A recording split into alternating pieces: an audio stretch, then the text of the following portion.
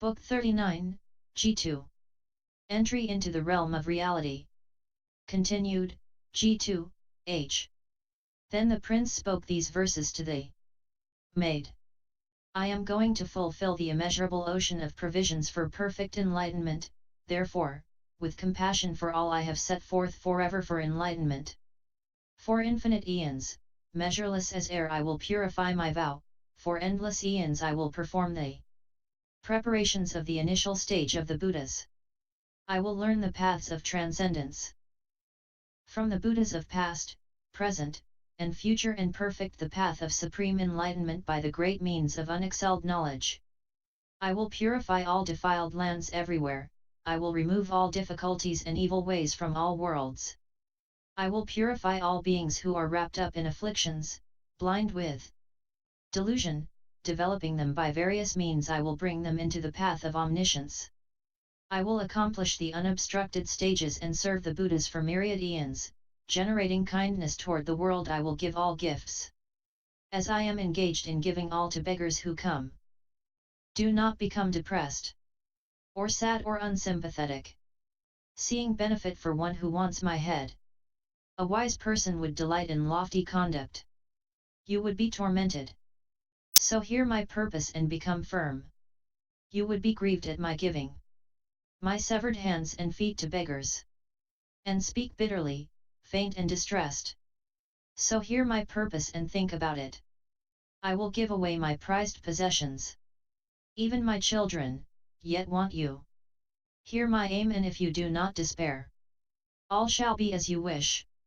The maid replied to the prince, let it be as you say. I will do as you wish. I am at your service, and will accompany you wherever you want to go.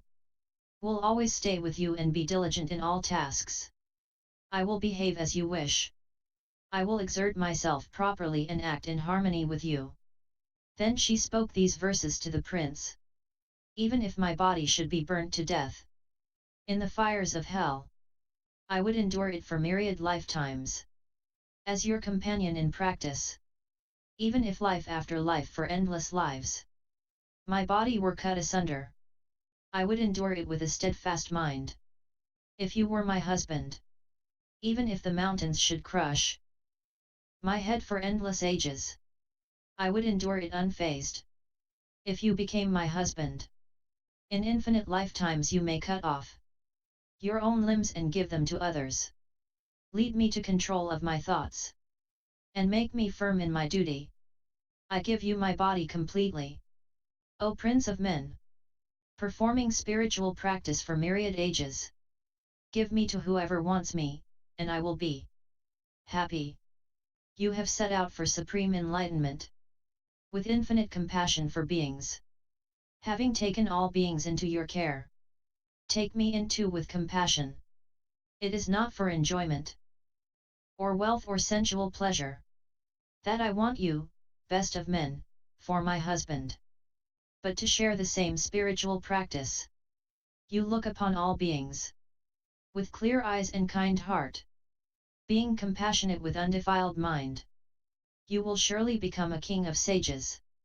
As you walk along, a jewel-like glow from your footsteps remains on the earth. Pure, endowed with the marks of greatness, you will surely become a sovereign king in the human world. In a dream I saw the enlightenment site illumined by clouds of true teaching in this kingdom, with the Buddha sitting at the foot of the best of trees, in the company of many enlightening beings. That exalted Buddha supreme sun is like a mountain of finest rose gold. In my dream he patted my head, and I awoke then, full of joy. A pure-bodied goddess named Light of Delight, who had been a companion in the past, told me the Buddha was here, staying at the supreme site of enlightenment. I had been thinking before that I wanted to see the Prince, Lord of Glory, and I was told by the goddess I would see the Prince soon. Now I have seen the Buddha in a dream, and have seen you, the perfect man. My wish is fulfilled, and I am happy. With you now I will honor that supreme sage. Then the prince, having heard the name of the Buddha Supreme Son and having thus gotten the opportunity to see the Buddha, became very joyful.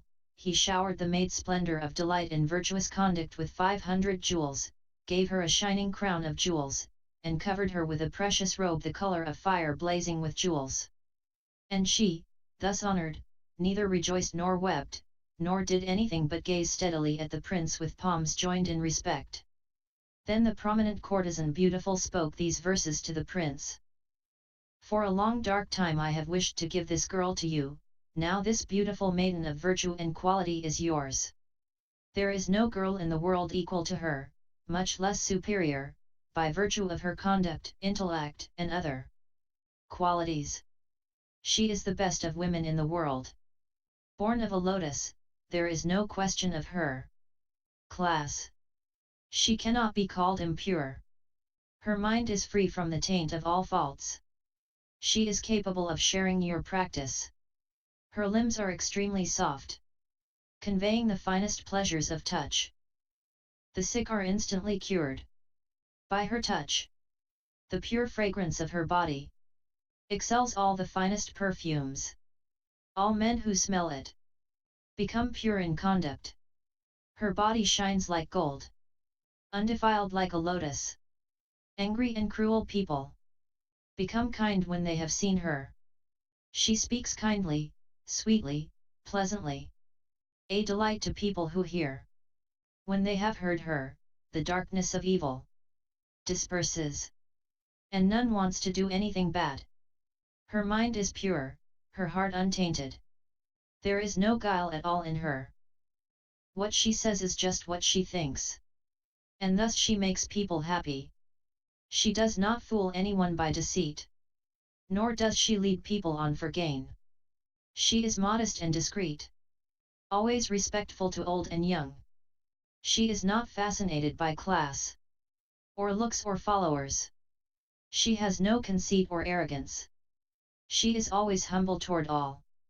Then the prince and the maid, with her retinue of 20,000 girls, left the park and went to the site of enlightenment where the Buddha was, to see, pay respects to, make offerings to, and attend the Buddha. Going by vehicle as far as the vehicle would go, the prince got off the vehicle and approached the Buddha on foot.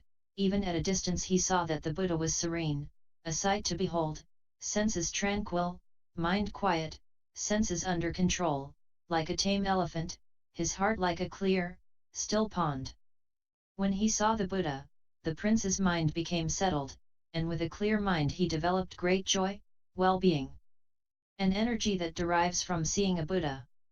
With his mind full of great joy, energy, serenity, and rapture, he paid his respects to the Buddha, and together with his whole company, including the young woman, covered the Buddha with 500,000 great jewel lotuses, and made 500 sanctuaries of jewels for the Buddha and adorned each one with 500,000 diamonds. Then the Buddha, knowing the prince's strong determination, expounded a scripture called Lamp at the Door of the Universal Eye, upon hearing which the prince attained 10 oceans of concentrations absorbed in all principles of the teaching. He attained ways of concentration such as those called light produced from the oceans of vows of all Buddhas, path of illumination of past, present, and future, going forth into the circle of all Buddhas, entry into the highest range of awareness of all beings, attainment of the scope of knowledge of the causes that produce all worlds, lamp illumining the oceans of faculties of all beings, cloud of knowledge to save all beings, lamp leading to the development and emancipation of all beings, communicating the cycles of teaching of all Buddhas, and multitude of undertakings to purify the practices of universal good. Beginning with these, the prince attained 10 oceans of concentrations absorbed in all the principles of the teaching. The young woman attained a meditation called filled with an ocean of invincible knowledge and became irreversible in progress toward supreme perfect enlightenment. Then the prince, paying respects to the Buddha, left the presence of the Buddha with the young woman and the rest of the company and went to his father, the king, in the city. Greeting the king respectfully, he informed him that the Buddha Supreme Son had appeared in the world and was staying in the king's realm, having recently attained enlightenment. The king then asked the prince who had told him so, and he replied that it had been the young woman's splendor of delight in virtuous conduct. Then the king, hearing of the emergence of the Buddha, felt that he had gained a great treasure, felt that he had found the rare jewel of Buddha. He considered the sight of a Buddha to be the end of the danger of falling into evil ways. He felt he had found a great physician who could heal all afflictions. He thought of the Buddha as a liberator from all the sufferings of the mundane world, as one who leads to ultimate peace and felicity, as one who reveals the unobscured light of knowledge. He thought of the Buddha as the appearance of a great torch dispelling the darkness of ignorance, and felt that he had found a spiritual guide for a world with no guide, thinking of the Buddha as a leader to omniscience for the leaderless. Hearing of the emergence of the Buddha with great joy, the king lord of wealth gathered together all the warriors, priests, townspeople, ministers, family priests, princes, and governors, as well as the gatekeepers and courtiers, and abdicated the throne in favor of his son Lord of Glory, who had brought the joyous news of the appearance of the Buddha. Then, having crowned the prince as king, he went together with 10,000 people to the Buddha, paid his respects, and sat with his retinue before the Buddha. Then the Buddha, looking at the king and the whole assembly, emitted a light from the curl of hair between his brows, a light called lamp of the minds of all beings, which illumined all worlds in the 10 directions, then stopped in front of all the world leaders, displayed inconceivable Buddha projections, clarified the minds of those beings who could be taught by the Buddha, and then, by the inconceivable mastery of Buddha, by means of embodiment of Buddha appearing in all worlds, speaking all languages in the voice of Buddha, expounded a medium of mental command called unshaded lamp of meaning of all things, which was accompanied by as many media of mental command as atoms in a Buddha land. The king lord of wealth, hearing of this medium of mental command, gained an immense spiritual perspective on all things. As many enlightening beings there as atoms in the continent attained the mental command of the unshaded lamp of meaning of all things. 60 million people, freed from contaminations, were mentally liberated. 10,000 people became dispassionate and untainted, and their objective vision of things was clarified. An immense number aspired to supreme perfect enlightenment for the first time. Infinitely many beings in the 10 directions, by seeing the inconceivable mystic displays projected by the Buddha, reached liberation by way of the 3 vehicles. The king lord of wealth, having gained great illumination from the teaching, thought, I cannot apply myself assiduously to such a teaching or accomplish such knowledge while living at home, let me leave home to be with the Buddha. Then he told the Buddha he wanted to receive the precepts from the Buddha and leave home to become a mendicant. The Buddha assented to this. So then the king and 10,000 of his people left home to follow the Buddha. Not long after leaving home, he accomplished the mental command of the unshaded lamp of meaning of all things, along with its subsidiaries, and attained that many concentrations. He also attained 10 mystic knowledges of enlightening beings and plunged into infinite oceans of analytic knowledge. He also attained a purity of body called unhindered sphere of action in going to see the Buddhas of the 10 directions. He received the teaching of the Buddha, preserved it, and preached it, having become a great spiritual preacher and a practitioner of the teaching. By the power of attainment of mystic knowledge, he pervaded the whole world, appearing to people according to their mentalities, telling them of the emergence of the Buddha, illuminating the nature that produces all Buddhas, explaining the accomplishment of the past practices of the Buddha, praising the miraculous power of the Buddha, supporting the Buddha's teaching.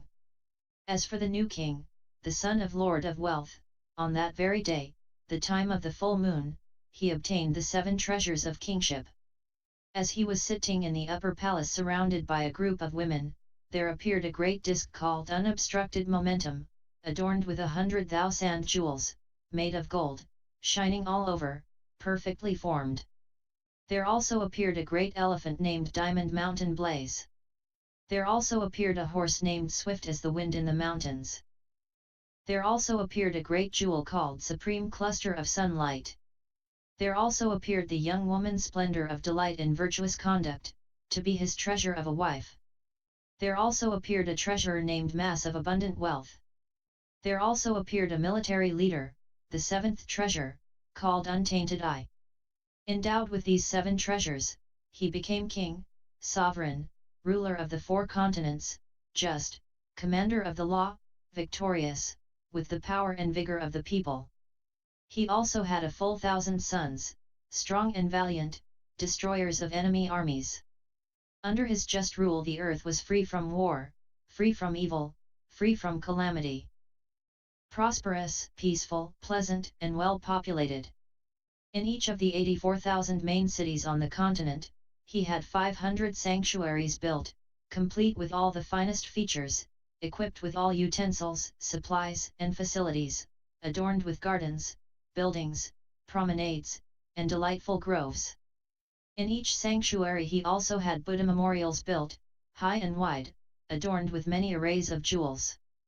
And he invited the Buddha Supreme Son to all those cities, where he presented the Buddha with inconceivable offerings of all kinds. The miracle of the entry of the Buddha into the cities fostered virtue in innumerable people, and all those with disturbed minds attained tranquility, while those with calm minds developed the intense joy of seeing the Buddha. Those who were full of joy attained purity of will for enlightenment, while those whose will for enlightenment was pure developed great compassion. Those of goodwill became involved in the quest for all Buddha teachings, while those who knew the principles of the Buddha teaching set their minds to meditation on the intrinsic nature of all things. Those who had realized the equality of things set their minds on realizing the equality of past, present, and future. Those who had attained the scope of knowledge of past, present, and future entered into the light of knowledge of the succession of all Buddhas, while those who had entered the knowledge of various manifestations of Buddhas set their minds on the ovation of all sentient beings. Those engaged in the salvation of all beings vowed to complete the path of enlightening beings, while those who had realized the equanimity of the path generated the light of knowledge to bring forth the cycles of teaching of all Buddhas. Those who were ready for the guidance of the ocean of teaching set their minds on pervading the network of all lands with their own bodies, while those who realized the equality of lands undertook to know the faculties of all sentient beings, and those engaged in consideration of the faculties of all sentient beings, in accord with their inclinations, purified the determination to reach omniscience. Entering into the fulfillment of such benefits for such people, the King Lord of Glory had the Buddha Supreme Son enter all the cities, to develop and guide those people by the inconceivable vision of the miracles of the Buddha. Now, who do you think that Prince Lord of Glory was? You should see him as none other than this Buddha Shakyamuni, who at that time was a prince named Lord of Glory, who attained kingship, and was on good terms with the Buddha Supreme Sunday. And who do you think the King Lord of Wealth, Father of Lord of Glory, was? You should see him as none other than the Buddha Jewel Flower Light, who at that time was a king named Lord of Wealth, who attained supreme perfect enlightenment at an enlightenment site symbolized by reflection of the moon, and expounded the teaching surrounded by as many enlightening beings as atoms in untold Buddha lands. In a world called Shining Lamp of the Aura of Buddha, in a world system called Family born of a diamond reflecting past, present, and future, in the center of an ocean of worlds called Multitude of Reflections, in the space of the cosmos of realities, which was to the east past as many oceans of worlds as atoms in a world. Furthermore, that ocean of worlds, multitude of reflections in the space of the cosmos of realities, was purified by that Buddha Jewel Flower Light in the course of his past practice as an enlightening being, and all the past, present, and future Buddhas in that ocean of worlds were ripened for supreme perfect enlightenment by that Buddha Jewel Flower Light as he carried out the practice of enlightening beings. Now then, who do you think was the Queen Lotus born in that time, mother of the Prince Lord of Glory, foremost of the 84,000 women? You should see her as none other than Lady Maya, mother of the Blessed Buddha, progenitrix of the enlightening being Vairocana. Established in unobstructed liberation of universal light, direct witness to the appearance of the countless multitude of all Buddhas, who knows the manner of manifestation of birth of all enlightening beings. And who do you think was the great courtesan beautiful? You should see her as Sunitra, wife of Dandapani of the Shakya clan, who is my mother. And who was her daughter? Splendor of delight in virtuous conduct? You should see her as me. Who do you think were the retinue of the King Lord of Wealth? They were these enlightening beings seated here in this assembly, guided by the Buddha to the fulfillment of the vows of universally good action, with the body reflected in all worlds, mind unadulterated and unfragmented in all concentration states of enlightening beings, eyes seeing the being and countenance of all Buddhas, ears hearing the utterances of all Buddhas, breath in control of all spiritual stations, voice going to all Buddha lands, the body of an enlightening being ceaselessly going to the audiences of all Buddhas, entering the network of all places by production of embodiments suitable to develop and guide according to the mentalities of those to whom the enlightening beings appear, arriving at fulfillment of the vows of practice of universal good unbroken throughout the ages. The King Lord of Glory and I, furthermore, attended the Buddha Supreme Son as long as he lived, providing him with the necessities of life. After that Buddha passed away entirely, a Buddha named Pure Body emerged, in that same world, and we honored and served him. After that we served, in succession, Buddhas named Moon reflecting knowledge in all limbs, King of golden light, adorned with marks of greatness, Moon blazing with a web of brilliant light beams, paragon of observant knowledge, King illumined with great knowledge, adamantine energy, invincible power of knowledge, all observing knowledge, cloud of pure light, crown blazing with lights of knowledge, banner of lights of virtue, energy of the sun of knowledge, limbs like blooming jewel lotuses, lamp of felicity, radiance of multitudes of rays of knowledge, moon shining everywhere, powerful lion illumined by universal knowledge, moon of cosmic mind, reflection in the space-like mind of beings, tranquil and well-balanced, ubiquitous sound of silence, cluster of images in a network of light rays of stable knowledge, radiance of the mountain of immortality, thunder of the ocean of truths, crown of light in the sky of Buddhas, moon of light beams, face of complete knowledge, luster of flowers of pure knowledge, glorious light of a mountain of jewel flowers. Light of myriad stars of virtue, knowledge emerging from the heights of concentration, jewel moon, circle of flames, sublime jewel radiance, unhesitating in practice of universal knowledge, blazing lamp topped with a sea of flames, king proclaiming the mansion of truth, famed for peerless virtue, moon reflecting past vows, lamp of meaning with space-like knowledge, lord of the sky, born of truth, king filled with shining light, paragon of spirituality, chief in knowledge, lotus in the ocean of truth. Beginning with these, there were 60 decillion Buddhas in that world whom we honored, served, and provided with food and clothing, medicine and furniture. The last of those 60 decillion Buddhas was one named Energy, born of great zeal for truth. When that Buddha came to town, I, as wife of the king, together with my husband, made all kinds of offerings and then heard an exposition of the teaching from the Buddha called lamp, produced by the emergence of all those who arrive at thusness, on hearing which I attained the eye of knowledge, and attained this enlightening liberation whose sphere is observation of the oceans of concentrations of all enlightening beings. Cultivating this liberation for as many eons as atoms in 100 Buddha lands, carrying out enlightening practice with the enlightening being Varokana, I associated with countless Buddhas during those many eons. In an eon I might serve one Buddha or two, up to an inexpressible number of Buddhas. Some eons I served as many Buddhas as atoms in a Buddha land. Yet never did I know the size of the enlightening being's body or what it looked like, nor did I know the enlightening being's physical, verbal, or mental actions, nor his knowledge and vision, his range of knowledge, or his realm of concentration of knowledge. As for those who, seeing the enlightening being carrying out the practice of enlightening beings, developed pure faith through various associations, all of them were taken care of by the enlightening being by various worldly and transmundane means, and became associates of the enlightening being.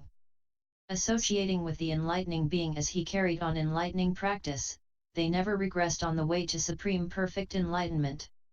Having attained the enlightening liberation whose sphere is observation of the oceans of concentrations of all enlightening beings, when I saw the Buddha energy born of zeal for truth, as I cultivated this liberation along with the enlightening being for as many eons as atoms in 100 Buddha lands, I propitiated, served, and attended all the Buddhas who emerged in those ages and heard, took up, and remembered their teachings, and I attained this liberation from all those Buddhas, by various methods, by various enunciations of principles and systems of scriptures, by various bodies of liberation, by various doors of liberation, by various liberative meditations and procedures, by various ways of access, by entry into various oceans of Buddha lands, by various visions of oceans of Buddhas, by entry into various Buddhas' assemblies, by various paths following the oceans of vows of enlightening beings, by carrying out various paths following the oceans of vows of enlightening beings, by carrying out various practices of enlightening beings, by accomplishing various practices of enlightening beings, by various manifestations of the scope of the endeavor of enlightening beings, yet I still did not enter the enlightening beings' universally good liberation. Why? Because the ways of liberation of the universally good enlightening beings are infinite as space, infinite as the thoughts of all sentient beings, infinite as the ocean of time periods of past, present, and future, infinite as the ocean of places, infinite as the ocean of structures of the cosmos. Indeed, the ways of liberation of the universally good enlightening beings are equal to the sphere of Buddhahood. For as many eons as atoms in a Buddha land I gazed at the enlightening being, never tired of seeing him. Just as countless illogical thoughts and illusions rise in the minds of a woman and man full of passion when they get together, as I watched the body of the enlightening being, in every moment of consciousness I perceived infinitely various indications from each of his pores, the range of world systems, their various foundations, various conjoining arrangements, various configurations, various mountain ranges, various arrays of the ground, various arrays of clouds in the sky, various names and numbers of eons, emergence of various Buddhas and formation of lineages of Buddhas, various adornments of enlightenment sites, various occult powers involved in the Buddha's teaching procedures, various arrays of Buddha's audiences, various enunciations of scriptures, productions of various vehicles of emancipation, and various manifestations of pure light, the like of which I had never seen before. By ceaseless effort, from each of his pores I saw in each moment of consciousness infinite oceans of Buddhas, various adornments of enlightenment sites, various mystic operations of the teaching, and various miraculous proclamations of scriptures. From each of his pores I saw, in each moment of consciousness, infinite oceans of beings, various houses, gardens, mountains, palaces, rivers, seas, and dwellings, various physical bodies, various goods, various actions and efforts, and various forms of development of faculties. From every one of his pores infinitely various ways of entering past, present, and future became perceptible, infinitely various oceans of vows of enlightening beings were purified, infinite oceans of differences of the practices of the stages of enlightening beings became perceptible, the infinitely various purities of the transcendent ways of enlightening beings became perceptible, infinitely various oceans of past efforts of enlightening beings became perceptible, infinitely various oceans of ways of purifying Buddha lands became perceptible, infinitely various oceans of the universal love of enlightening beings, oceans of universal love for all beings, and oceans of heroic efforts to develop and guide all beings descended into the world, infinite oceans of the universal compassion of enlightening beings arose, infinite oceans of the great joy of enlightening beings grew, and in every moment of consciousness infinitely various oceans of efforts to take care of all sentient beings were accomplished.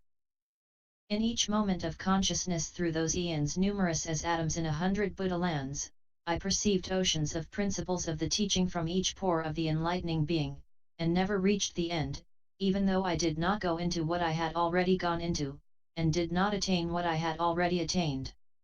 This I did by going into the ocean of various ways of liberation of the enlightening being, even when he was the Prince Siddhartha in the royal palace surrounded by women, I perceived infinitely various oceans of principles of past, present, and future through each of his pores, by penetrating the oceans of ways into the realm of reality. I only know and have attained this enlightening liberation whose sphere is observation of the oceans of concentrations of all enlightening beings. How can I know the practice, tell of the qualities, or show all the oceans of virtue of the enlightening beings who have gone into the infinitely various oceans of liberative means, who purposely appear physically like all beings, who appear to act in accord with the mentalities of all beings, who emanate infinitely various appearances from all their pores, who realize the purity of essence and nature of all bodies, who are free from discriminatory thought because of awareness of the space-like quality of the nature of beings, whose intellect reaches everywhere with certain discernment, occupied with spiritual powers equal to those who arrive at thusness, who produce miraculous displays of infinite spheres of liberation, who have mastered the state where they can enter the vast cosmos of realities in a thought, who roam freely in the ocean of liberation of the all-sided stage of all truths. Go to Lady Maya, mother of the enlightening being, who is sitting on a great jewel lotus seat near the blessed Varokana. Go ask her how enlightening beings become undefiled by the taint of worldly things while they are carrying out the practice of enlightening beings, how they become unflagging in serving all Buddhas, how they become undeviating from the ends of the actions of enlightening beings, how they become free from all hindrances to entry into the liberations of enlightening beings, how they become unfixed to all states of enlightening beings, how they come into the presence of all Buddhas and do not stop their efforts to take care of all sentient beings, do not cease enlightening practice for all time, do not regress from the undertaking of the great vehicle of universal enlightenment, and do not become discouraged in maintaining and increasing the roots of goodness in the world. Then, by the empowerment of Buddha, Gopa spoke these verses illustrating this way of liberation. Those who see the best of people engaged in the practice of perfect enlightenment, all go to join him, be they friendly or inimical. I remember as many eons as there are atoms in 100 lands. There was an excellent world of outstanding light, with an age of supreme magnificence. In that age, in that world, were 60 decillion Buddhas. The last of them, best of sages, was a lamp of the world, spiritual paragon. At the time of that Buddha's demise, there was a glorious king, who had conquered all enemies, a king of kings with unobstructed knowledge. He had 500 sons, who were heroic, brave, and handsome, physically perfect and pure, adorned with unexcelled splendor. The king and his sons had faith in Buddha, and made great offerings to the enlightened. They always followed the true teaching, and were unshakable in application of its practice. The king had a brilliant son, a pure being, adorned with the 32 marks of a great man. Giving up his kingship, he left home, together with 5 million people. Having gone forth, he worked with firmness and energy to preserve the teaching of the Buddha. There was a city full of trees, best of a billion cities. There was a forest there of various trees, quiet and most beautiful. There the king's son sojourned, experienced, intelligent, clear-minded. He elucidated the Buddha's teaching to purify the spirit of defiled beings. Gathering wise people, he entered the city, composed of noble mien and serene appearance. His gaze steady, mindful, aware. His action profound, walking steadily.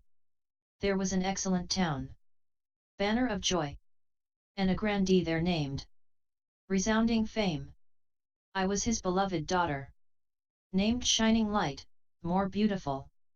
I saw the shining prince and his retinue, as I stood in the door of my house. He was handsome, with the marks of greatness, and I became very happy on seeing him. When Lai passed my door I put a pearl in his bowl, then, taking off all my jewelry, full of love I gave it to him. With an impassioned heart, I made a gift to that enlightening being, and for 250 eons, did not fall into evil states.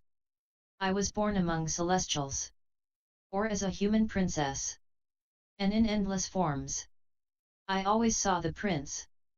Then I was born to a courtesan, saw the prince and fell in love, made myself known to him, and became his obedient wife. He and I together made offerings to the sage Supreme Son with pure faith. And having seen that Buddha, I was inspired to seek supreme enlightenment. During that eon 60 decillion Buddhas emerged in the world. The last of those Buddhas was energy of zeal for truth. Then my objective eye was clarified, and I became aware of the essence of things. My continuous errant conceptions were silenced, and I attained this illumination thenceforth.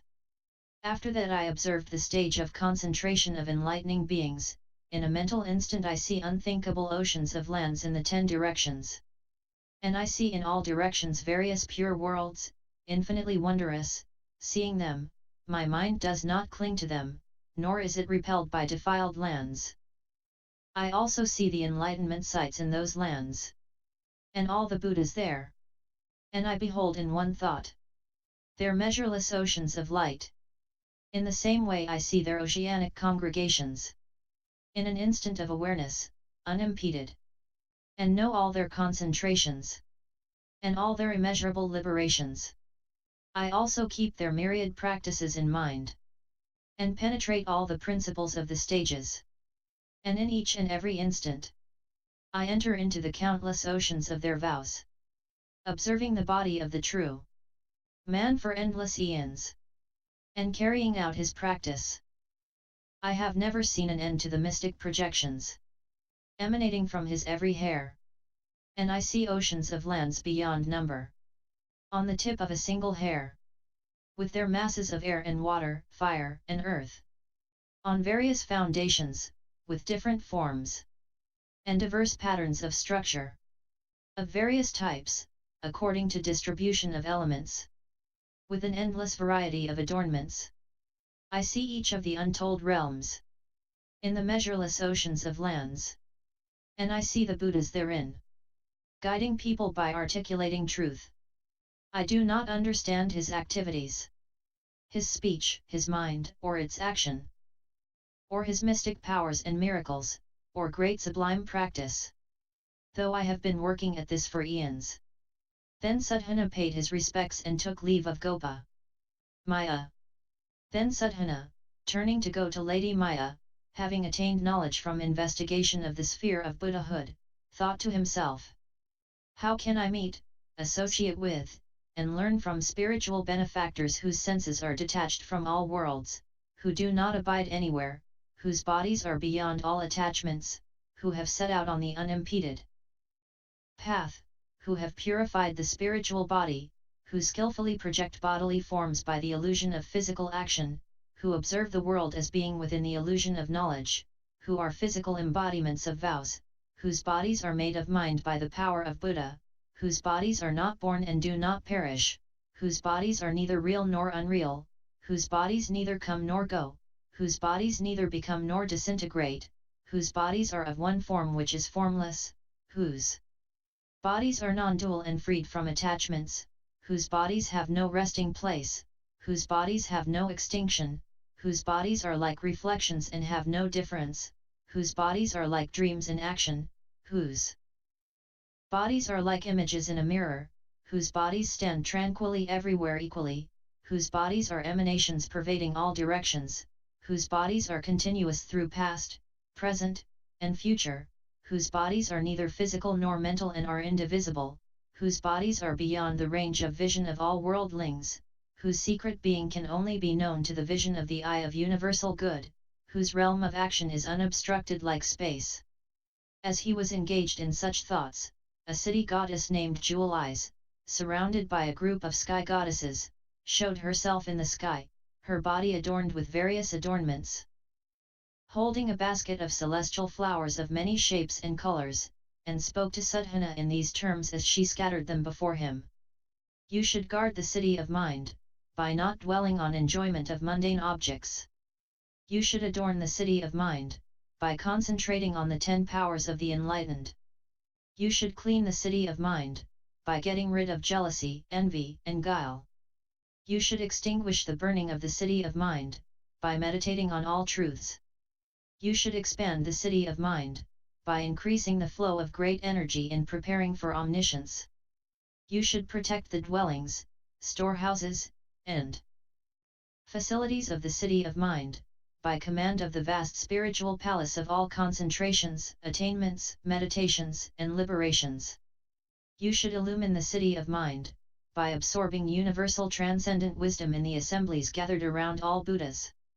You should make the city of mind firm, by putting the paths of means produced by all Buddhas into the city of your own mind. You should build strong walls about the city of mind, by purification of mind in carrying out the vow of practice of universal good. You should make the city to mind invincible and impregnable, by being invulnerable to all afflictions and bad influences. You should light up the city of mind, by illumining all beings with the knowledge of the enlightened.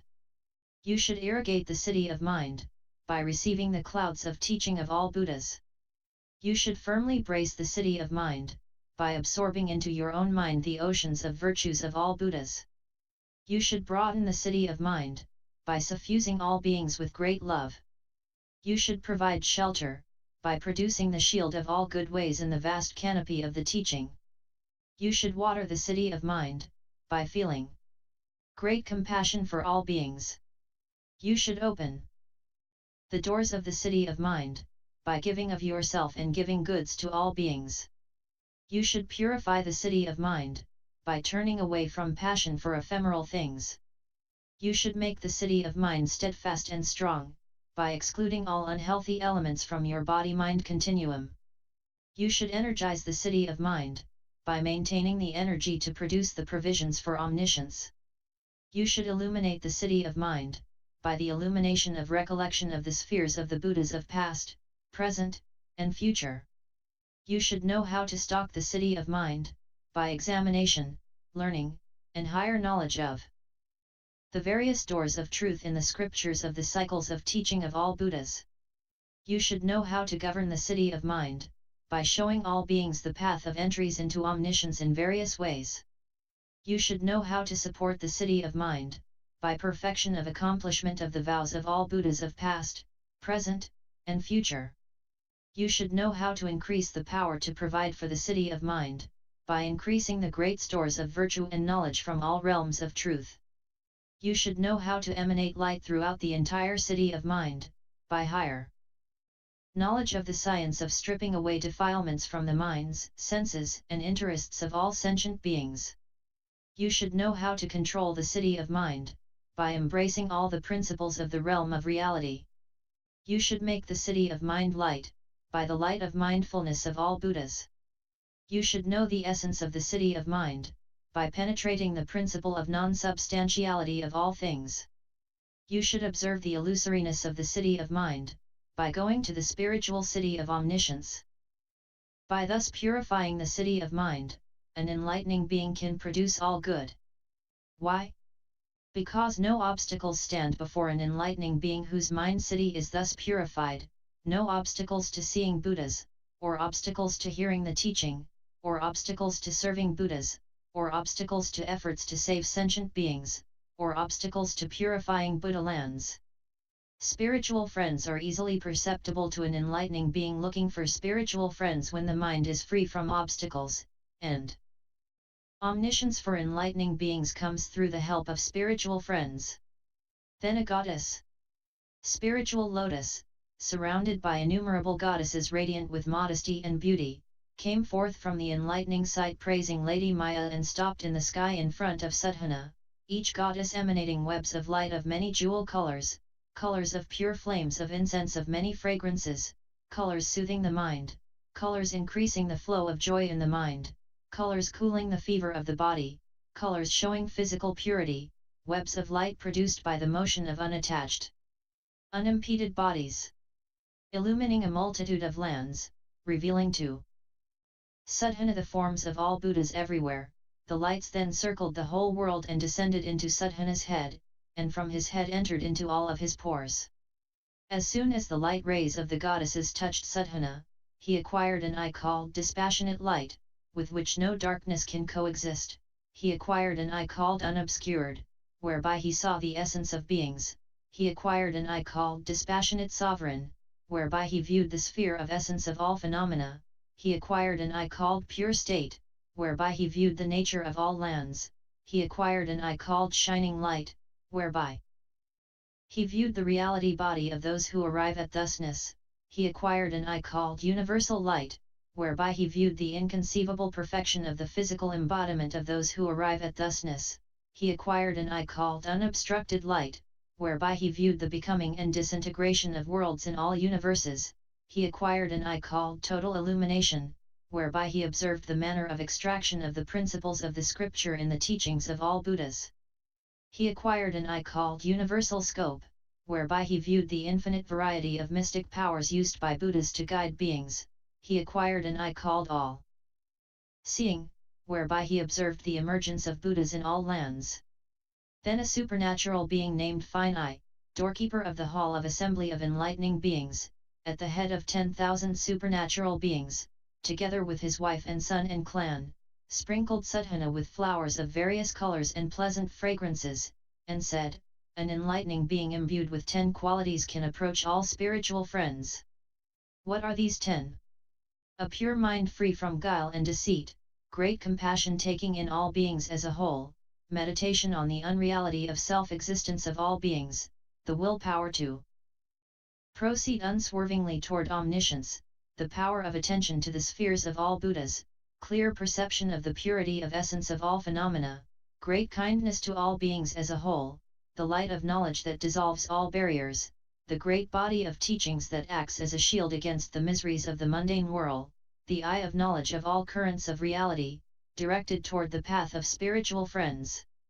Having attained these 10 things, enlightening beings can approach all spiritual friends, and by observation through 10 ways of concentrated meditation they can come face to face with all spiritual friends. What are the 10? Meditation on the purity of the sky of reality, meditation viewing the ocean of all realms, meditation without discrimination or thought of any objects, meditation on the appearance of the multitudes of Buddhas of all realms, meditation on the multitude of virtues of omniscience, meditation with every thought constantly on spiritual friends, meditation on the virtues of all Buddhas deriving from spiritual friends, meditation on being with all spiritual friends forever, meditation on always going to all spiritual friends everywhere equally, meditation devoted to tireless application of the techniques of all spiritual friends.